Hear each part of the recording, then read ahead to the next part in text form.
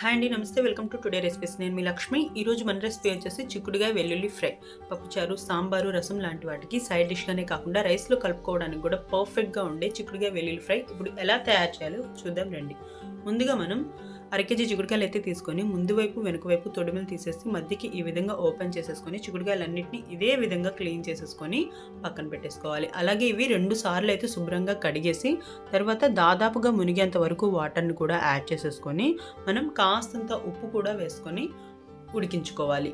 చూడండి ఫ్రెండ్స్, వీడియోలో చూపిస్తున్నట్టుగా ఉప్పు కూడా యాడ్ చేసి దాదాపుగా మునిగేంత వరకు వాటర్ని యాడ్ చేసుకొని మూత పెట్టేసి స్టవ్ ఆన్ చేసి స్టవ్ మీద పెట్టేసి 70% వరకు ఉడికేంత వరకు ఉడికించుకోవాలి. ఇదిగో ఇలా ప్రెస్ చేస్తే మనకి నలగాలన్నమాట. చేతిలో గింజ ఈ విధంగా నలిగితే 70% ఉడికినట్టు.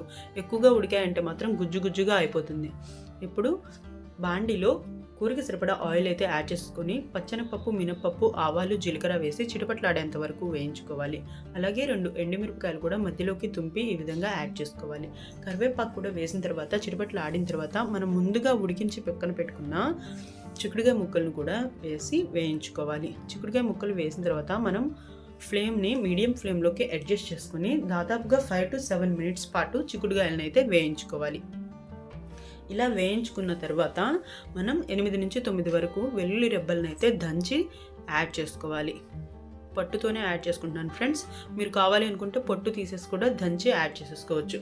తర్వాత రుచికి సరిపడా ఉప్పు, 1/2 teaspoon వరకు పసుపు పొడి వేసుకొని పసుపు కూడా పచ్చి వాసన పోయేంత వరకు దాదాపు 4 నిమిషాల పాటు వేయించుకోవాలి.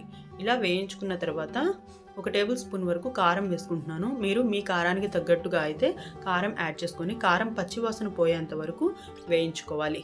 చివరిగా కాస్తంత కొత్తిమీర పైన చల్లుకొని వేయించుకున్న తర్వాత మనం స్టవ్ ఆఫ్ చేసేసి పక్కకు తీసేసుకుంటే పప్పు చారు, రసం, సాంబారు లాంటి వాటికి సైడ్ డిష్గానే కాకుండా రైస్లో కలుపుకోవడానికి కూడా పర్ఫెక్ట్గా అయితే ఉంటుంది. మన వీడియో నచ్చితే లైక్ చేయండి, మన వాళ్ళతో షేర్ చేయండి, మన ఛానల్ని అయితే సబ్స్క్రైబ్ చేసుకోండి. Thanks for watching friends. మరో కొత్త వీడియోలో కలుసుకుందాం.